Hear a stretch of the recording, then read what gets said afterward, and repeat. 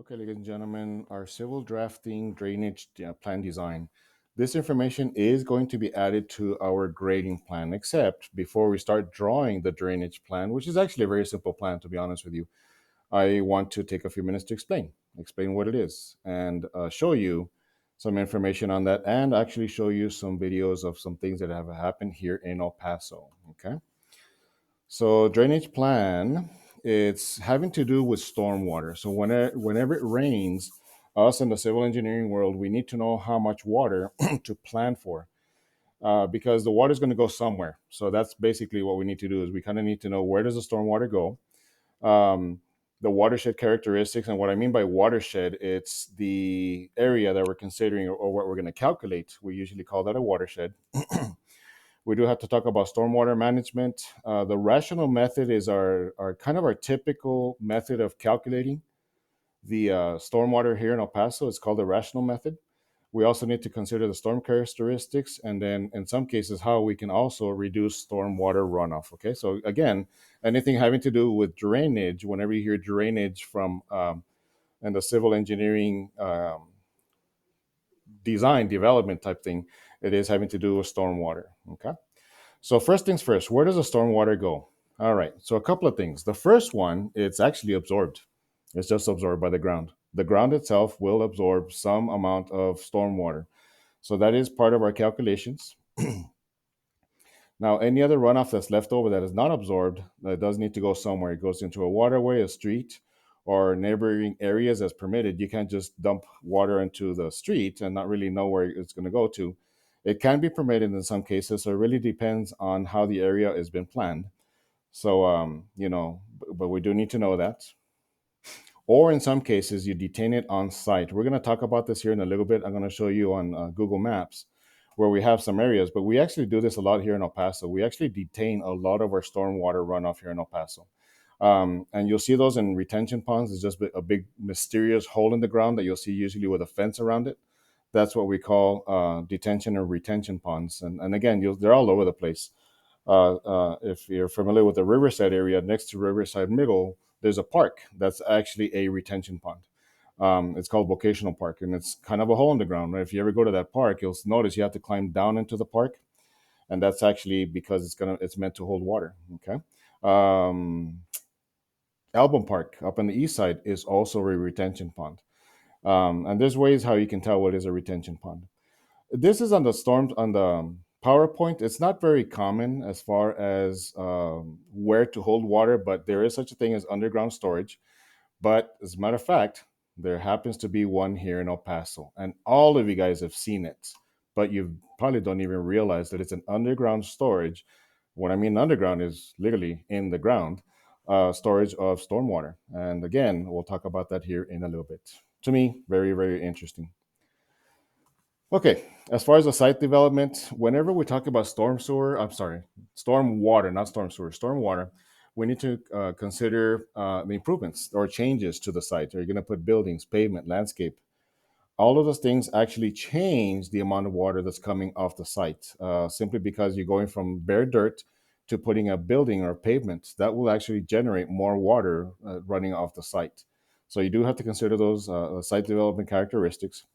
And pretty much, like I said right here, typically development increases runoff because a building, water shouldn't be going through the building. So the water that falls on the building on a storm event will run off the building. So you're actually generating more water than if before the building was there, it was just dirt. So the dirt will actually, like I said, absorb the water.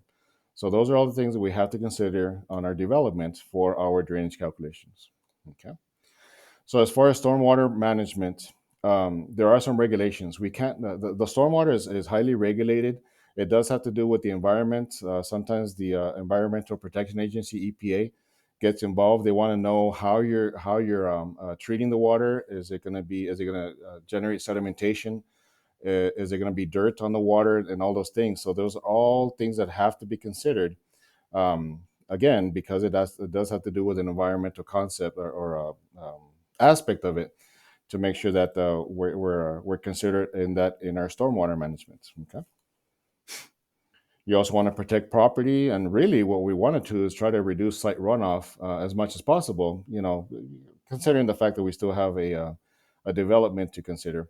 But nonetheless, you want to try to still reduce site runoff and also reduce the impact on storm drainage systems. We don't want to overwhelm them because they can fail, and those are things that we're trying to avoid. So as far as watershed characteristics, avoiding runoff. Now, the first thing we're going to have to consider in our calculations was called the intensity, the rainfall intensity. We have to consider the soil type. What kind of soil is the potential site considering? So we need to know the soil type, the slope of the area. Again, that does affect our watershed calculations or drainage calculations. Soil condition, compactness, vegetation also affects all of those things. So those are all things that we have to consider in our calculations, and they're built into the formula that I'm going to be going over here in a little bit. But nonetheless, those calculations, those numbers do involve all these aspects of the watershed characteristics. Okay. Many regulations dictate the post-development runoff not to exceed pre-development runoff. Okay. Um, it's a little bit hard to explain this one, but what happens is you can actually, in some cases, release what's called a historic runoff. In other words, right now, McKinley, before they built it, even though it's already built in real life, but before it got built, that surface of dirt was actually developing a certain amount of water, and it was falling onto the street. So what this means is that we can actually release that amount on some regulation, like it says right in here. So we can retain what's called the developed flow, but release the historic flow.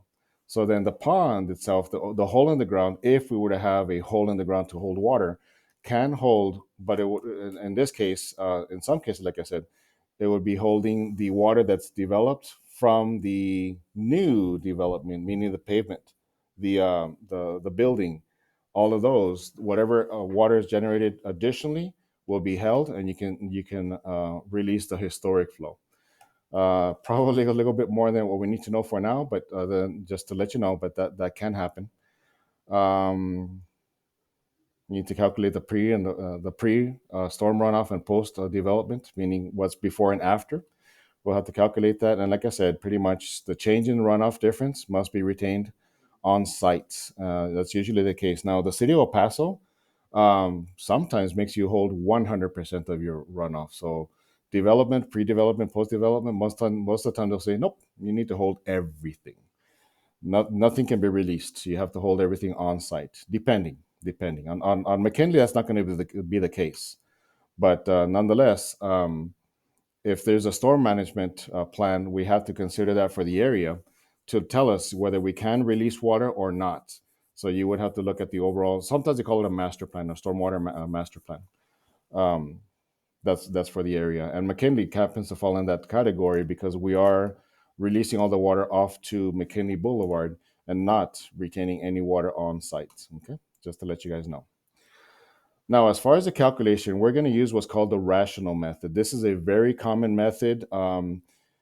Most of the time, the city, wherever you're working with, will tell you what calculation to use. There are different types of calculations. This one in particular is the rational method. It's kind of more universal. That's the one that we use mostly in different parts of the country. If you're out in the middle of nowhere and you have to calculate drainage, most of the time you will fall back to the rational method. What is the rational method? It's the rational formula, which is a simple Q equals CIA. That's it. Very, very simple. Q equals CIA. Okay. But what does all that mean? Q equals CIA. The Q is the peak runoff rate in cubic feet per second. That's how much water is going to be generated from the site with this formula. So that's the Q. The I is rainfall intensity. What's the intensity of rainfall in inches per hour is the I on the Q equals CIA. The A is area in acres. That's it. Simple area in acres. And I'll have to show you how to do that. But basically, it's taking the area that AutoCAD generates when you draw your watershed divided by 43,560 square feet in 1 acre to get the A, and then the C is the runoff coefficient. Okay, so that is depending on your surface type. That's the one we're talking about. Where is it pavement? Is there a building? Is there a lot of vegetation, landscaping? So we have to consider the C also in our Q equals CIA rational method. Okay. So the design storm. the design storm is a storm magnitude, like it says, in which the facilities are designed. Here in El Paso, we would typically go with 100-year storm. Every once in a while, we can go with the 50-year storm frequency. Like I said, it is dictated by local regulations, so you would have to check with the city, the county, whoever you're working for, or not really working for, but who's going to be checking the plans. They'll have to tell you what to use. They are described by what's called a return period and duration. Once again, it could be a 50-year storm, a 100-year storm, and the duration. Okay. Return period, average length and time between storms of every given duration and depth. And like it says here, the 100-year storm has a 1% chance of recurring in any given year. And the way it was explained to me, and it kind of makes sense, it's really kind of taking the average of the worst storm in a 100-year period. And once again, here in El Paso, we do base everything off of now currently Storm 2006. We'll talk about that here in a little bit more. And then we also have the 10-year storm, which would be something that a storm that could happen. There's a 10% chance of that storm occurring in any given year. Okay. All right.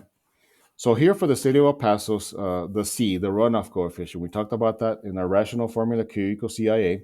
So here for our, as the case, we would look at as far as the runoff coefficient and the Q equals CIA.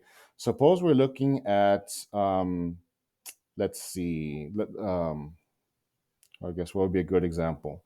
Maybe like, I guess we'll go with McKinley Retail.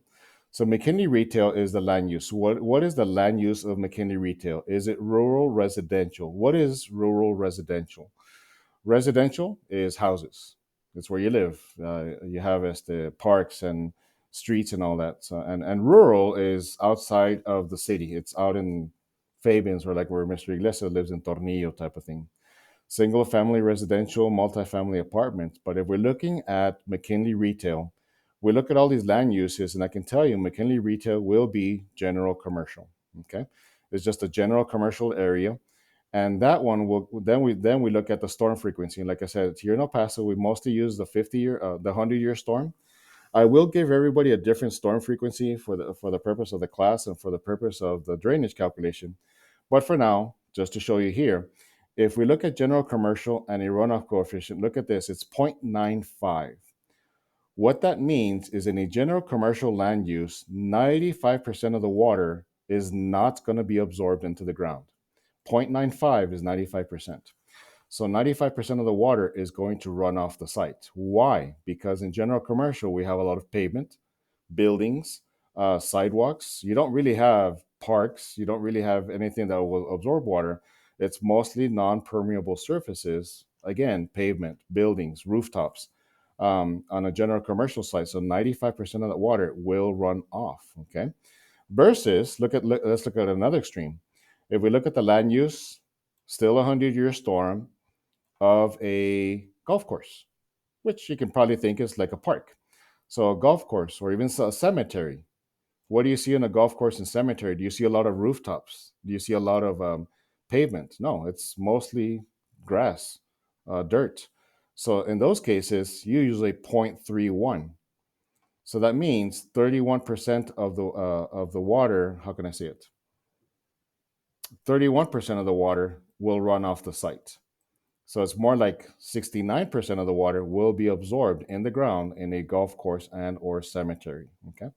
So that's how you kind of read this as far as this is the runoff coefficient, and what that means is how much water is actually going to be running off the site. General commercial, 95%. A golf course, it's about 31% of the water. Okay. And again, every one of these has different land uses and different coefficients, but that's what we look at in our Q equals CIA. So in our case, we'll be looking at the general commercial, and then once we get going with our assignment, you're going to see and consider the storm frequency. What is your storm frequency? Everybody will get a different storm frequency. So you have to use this chart on your particular drainage plan. Okay. The other thing we have to consider is the duration, minutes and or hours during the rainstorm. Also the depth. And the intensity is basically depth over duration. So this is your I in the Q equals CIA formula. The I is the intensity, which is depth over duration. That's the way we're going to be looking at the I in the Q equals CIA rational formula. But as far as the intensity, just to tell you, in some cases, and it is depth over duration, but in some cases, the intensity is given to you by maps. In some cases, there's a map that's already been outlined by the federal government or some other county government. So here, for example, like in the little red area right in here, you look at this one, and then we have all these little, like a 2.4, 2.6. Down here, we have 3.8. These are all the different intensities for the different part of the country. So it just depends where you're at. And then in this case, and like I said, in this case, it's done on a map. Another way of outlining intensities in some cases, they give you a chart. For example, here, this one's for Nashville, Tennessee. So in Nashville, Tennessee, in a 100-year storm frequency with a 60-minute duration, they're telling you their intensity would be 3.12. So once again, the chart in some cases will tell you what the intensity is. Okay, so sometimes it's outlined on a map as far as the intensity. Sometimes there's a chart that's already been done by the local government or somebody, and that's what's been published and used for drainage calculations. But here in El Paso, okay, here in El Paso, how do we get our intensity? Okay, so ours here in El Paso, they're basically giving you the depth, which is the depth of in inches by duration. So this is the rainfall depth based on a 1 year duration. I'm sorry, 1 hour duration, 2 or 3 hour, 4 hour, whatever the case may be, as far as what we need to be designing for. And this does come from the June 2008 City of El Paso Engineering Design Manual.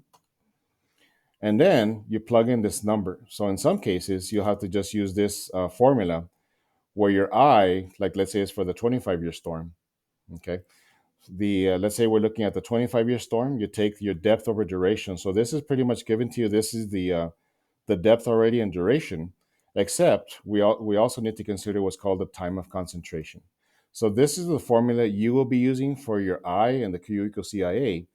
And then on the intensity portion, depending on what storm frequency, is it the 1 year storm? Is it the 100-year storm? You use this formula. And then the only other thing is you have to figure out is your time of concentration. Okay. So what is the time of concentration? The time of concentration is the time it takes for stormwater to run from the furthest point upstream to its discharge point on the downstream end. That's what's called your time of concentration. Okay. So as far as the time of concentration, it's basically how long it takes to run from the top to the bottom of the site in minutes. Okay. According to the city of El Paso, the minimum TC that they want us to use is 10 minutes. Okay. Even though some smaller sites will probably have a 2 or 3 minute time of concentration, here in El Paso, they tell you, okay, if it's 2 or 3 minutes, that's fine. Use 10. 10 is your minimum. Okay. Now, in some cases, some of these larger watersheds, sometimes we did some calculations where we have a watershed that goes up onto the mountains, for example. Sometimes you had a 30 to 40 minute time of concentration where it's raining up in the mountain, but you wouldn't see water coming all the way down for about 30 to 40 minutes. That's what's called time of concentration. Okay, so that's our TC here on our calculation. So, with that being said, the Q expected, which is your Q in cubic feet per second, CIA. You would take the cubic, that's what we're calculating for is our water expected. The C is the runoff coefficient, which is on our chart that we talked about a little while ago. The intensity, you'll be calculating that on our intensity formula that's on this PowerPoint. And then the A in acres. Again, you take the area divided by 43,560 to get the area in acres for your Q equals CIA. Okay. Now, as far as reducing stormwater, there are different ways of reducing stormwater. This is more on the environmental aspect. We try to reduce the stormwater impact. So, in some cases, we provide more impervious. I'm sorry, we reduce the impervious surfaces. You add rain gardens, bioretention, rooftop gardens, rain barrels. We don't do a whole lot of this here in El Paso, but these are options that are out there to try to reduce the amount of storm water, and in some cases, just kind of reharvest the water for environmental purposes. Okay. I'll be honest. I know less about this LEED, but LEED does have to do with what's called green architecture. Um, Again, trying to be more environmentally friendly by planting more areas, installing vegetative roofs. This is becoming more of a thing nationwide. Not as much here in El Paso, unfortunately, but nonetheless, this is something that we can consider.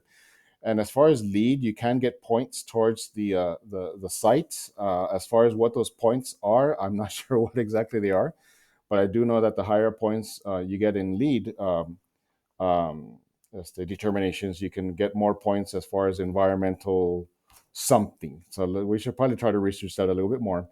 But again, this is more on the architecture side. The architects are the ones that are more familiar with the lead as the characteristics. Okay. All right. Any questions? We'll save those for after this presentation. I'm going to go ahead and end this video. I'm going to make you another video right now to talk about the potential stormwater effects that we can have, some things that did happen here in El Paso. So I'll make you another video so you can watch that one. It's not necessary for the plan, but I think it's a very good video to watch to kind of get an idea of what drainage can do and how can affect us personally. Okay. So thank you very much for listening. These are references for this PowerPoint. Thank you very much.